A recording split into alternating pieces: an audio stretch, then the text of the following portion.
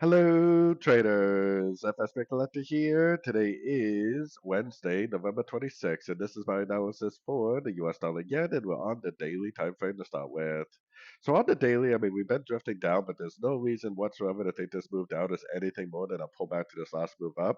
I honestly think it would make more sense if this really is getting close to turning, that it would have to go up and make a double top and then a break a structure like this to confirm the turn.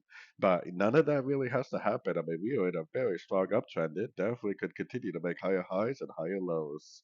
So going down to the 1 hour time frame, we definitely did get a possible one, two, three-way pullback to a Fibonacci level and a break of structure to the upside.